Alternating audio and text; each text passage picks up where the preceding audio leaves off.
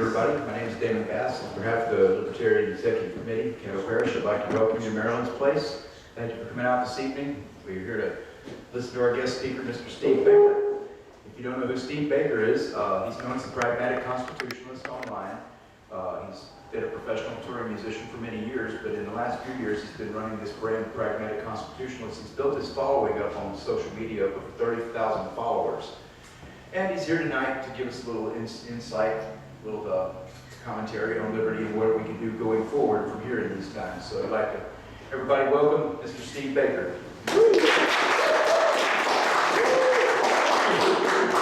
All right, so since I'm actually speaking tonight primarily with the Caddo Parish Libertarian Party, right? Is that where we're at? I thought it probably best if we just dealt with the elephant in the room and get it over with. All right, so let's just start there. How many of you are familiar with he who was formerly the Pragmatic Libertarian? You remember that? We had a few people out there. So 10.5 years ago, roughly, as a hobbyist writer, I started my huge career in political commentary back on CompuServe and AOL, and then migrated to MySpace, and then finally took my daughter's lead and went over to Facebook about 10.5 years ago. But what happened was, just as these things do, I began just throwing what my opinions on the world, opinions on the issues of the day, my opinions on politics and whatever election cycle was happening at the time, putting it out there. And it grew very, very slowly at first. And I dubbed the page the Pragmatic Libertarian. And I should probably start by addressing just that title alone. And I don't usually have to do this when we're doing these little meetings, because I'm usually not meeting with a Libertarian Party group. But I am a unaffiliated, small L Libertarian. You guys obviously know the difference between a small L and a large L Libertarian. Well, I've always been one of the small L guys. And there's a long backstory on that as well. But what happened over the course of a few years, it began to pick up some inertia and began to grow. And I'm not one of those guys that was willing to go out there and create one of those dank meme pages, you know what I mean by that? So whereas some of the people that started a lot longer than I did on Facebook doing that, they had their little meme pages, and those grew to hundreds of thousands and millions of followers on those pages, but they're all gone now. I mean, they've all been shut down. And the guys like myself, I'm a TLDR guy, who too long didn't read. I like writing in long form because A, I like to back up what I have to say.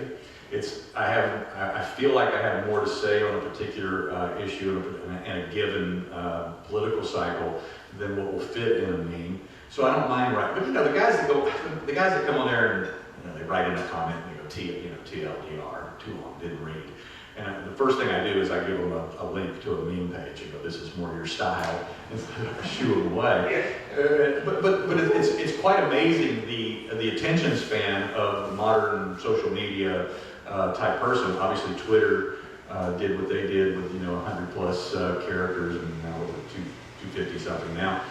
But they dumbed us down in less than a generation to where our attention span, our willing to consume information, willingness to consume information is so minuscule now compared to the way it used to be. And I refuse to go that route. So when I get one of those TLDR comments from somebody and my column is only 750 words or 1,200 even, that's not even a full-length newspaper column as a general rule. So I don't mind dismissing that. But what happened was in the 2016 cycle, as we all can recall, the energy on the political scene was so large at the time and so divisive at the time that we grew on that little page that I had in about an 18-month period from 1,600 followers to 16,000 just during that election campaign. Now, fast forward 4 years, and we've doubled that. We grew to 35,000 followers in the last 4 years. What happened was, cover this first, but I'll jump back over to the elephant in the room in just a moment. But what happened was back in those days on Facebook, if you had 16,000 followers and you had a really viral commentary on anything that you posted out there, I could get as many as 600 to 1.5 million people that actually see the post.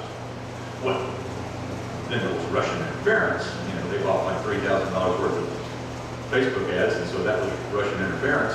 And then additionally, Facebook was still not making money with that. As you know, it takes a long time for these tech companies to begin actually making money. So what happened was they started throttling the reach down to force those of us that are creators or putting out content to buy ads. You know, okay. We're capitalists, we understand exactly what that means.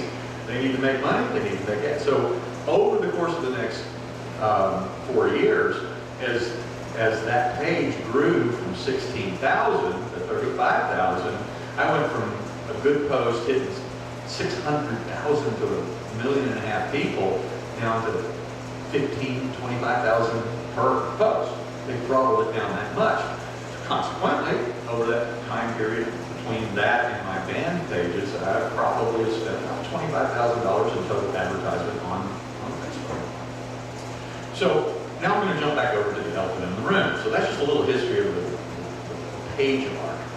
But what happened during that time, because I obviously had the name libertarian in that title, I had a tremendous following from those who are in fact libertarians, big L, little L libertarians all across the spectrum. And I had a real problem with the Johnson ticket in 2016. I don't mind saying that. I had a significant problem with his running mate, as you can imagine, as I'm sure most of you did. And even though I had a problem with that ticket, what I determined was, because I knew everything off the map, I don't care. It either makes sense mathematically, or I don't do it, or I don't support it. So what ended up happening was very simple. I ran the math on Hillary's liberty quotient, and she scored about 15%. Okay? I ran the math on Trump's liberty quotient. I scored him a 0. Now, do you know why? It's because he was on every side of every issue during the 2016 campaign. I could find an example of every single issue that he covered where he had spoken out of one side of his mouth and then the other side of his mouth at some point in his career, or on that very campaign trail, or maybe 3 or 4 sides of the issue. So and because he had no legislative background, because he had no voting history, he had no executive history of running a state and seeing what kind of bills he signed, I scored him a 0, so I didn't know what to do. So for the first time in my life, even though I had voted very, very many times for libertarians on local and state tickets, I had never, ever in my lifetime voted for a libertarian on a national ticket. So even though I scored Johnson about 70%, I went ahead and I deemed him the lesser of 3 evils, and I went with Johnson in 2016. I both voted for him and I endorsed him. So I was solidly on record as being quote unquote, hashtag never with Hillary and hashtag never Trump. And then I had given Johnson my endorsement. But now we fast forward 4 years and we get into this campaign, and a lot of things have changed. Okay. I'm not going to even get into what Biden would score because he wouldn't know if we told him. And the next thing is now we have an actual historical account of what Trump has done during his 4 years. We know what bills he signed. We know what we like. We know what we don't like. We know about his deregulatory, inhibition or not inhibitions. His deregulatory ambitions. We know about his appointments to the Supreme Court. I mean, Gorsuch was a home run over the fence. And so, all right, so if I'm going to score him 50%, that's 1,000% better than Biden. So now what's happening over with Joe and Spike at this point? And I didn't have any real problems with Joe. but then I started reading about Spike. And I wrote an article back in, I want to say it was May of this year, in which I went online and I started digging into the backgrounds, not just Spike, but quite a few other state candidates and other national candidates on the LP ticket. And I found a disturbing number of candidates who were endorsing, supporting, hashtagging Antifa, hashtagging BLM. And it's the voice of God. And so I found a disturbing number of national figures on the LP ticket who were doing that. And I made the point of contacting some of them directly and challenging them, particularly the hashtag Antifa guys. And I did not get favorable responses back, I'll just tell you that. And so I, as I said, addressing the elephant in the room, I made the decision. Well, I'll just say one more thing and then we'll get into what I normally talk about. But I feel like it's important for me to address this. Why not? You're here and we get to talk and we can do a Q&A afterwards and we can be honest with one another how we feel about it. But what happened was simply this. I felt like that I could no longer associate myself with anybody who was openly endorsing Antifa. And I came up with several examples of that. I wrote an article about it, documented it, I took screenshots, I posted the screenshots, I wrote a blog, put it on the blog site, it's all there if you ever want to go back and read it. And so I feel like that as a party, and this is something that I've been saying for years, and I've been open to anybody who wishes to talk about it, including my local Wake County, North Carolina party, who I have a great relationship with those guys, and been to many meetings with those guys. They begged me to run for office, and in their little world there, and I have always had an affinity because if we agree on 90%. We're brothers, we're sisters. We're going in the same direction together. And I'll discuss a little bit more about that later on. But within the party itself, there is no possible continuity and no possible future for a party that has both a pragmatic and a Mises caucus on one side and a socialist caucus on the other side. There's no future for that party. Okay, we can have disagreements within that 10%, but that's a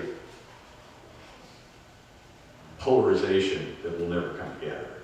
We can't be one thing and be the other thing. You talk about a house divided, that's exactly what the problem is.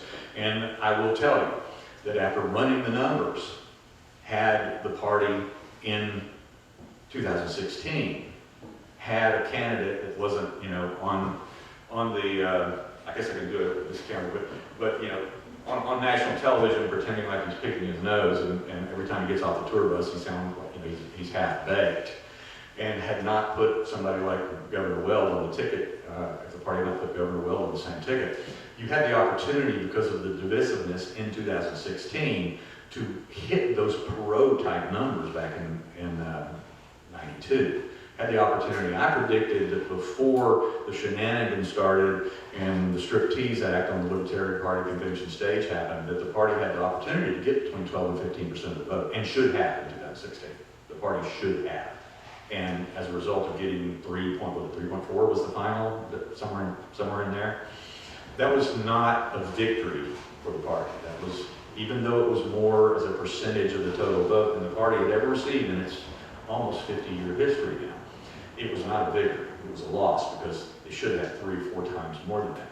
And then this year, I actually took several bets online about what the percentage would be this year. And I'm not happy to say that I won, but at 1.1% I won every one of my bets. So I laid that groundwork out there to say, I am one of you, right? In terms of what we believe, where we want to be, where we want to see this country go. I am with you 100%. If you want to give me a test during the Q&A, I'm happy to take whatever test you want me to take, because, and this goes back to the name again. If you put the hardcore screws to me and you gave me 100-question questionnaire, I'm going to score like an anarchist. But I'm a pragmatist, and I know that there's a couple of philosophies that can't exist in real life. One of my axioms is this: there's a world in which we want versus the world in which we actually live. And that's where the pragmatism comes from. It is not a compromise. And a lot of people, accuse me of being a compromiser on liberty principles, and that's not the case at all in any way, shape, or form. It's just we differ maybe on how we get there. So, as a political anarchist, yeah, sure, I'm all for open borders, except not in this world, not in the one in which we currently live. When you can go to bed at night and not lock your door and turn on your alarm system, then we'll talk about open borders. Until then, yeah, that's the world I want, but it's not the world in which we currently live. So, that lays the groundwork for where we kind of want to go from here. So let's just kind of start by saying, so how was your year? Anybody have a good year out there so far? No.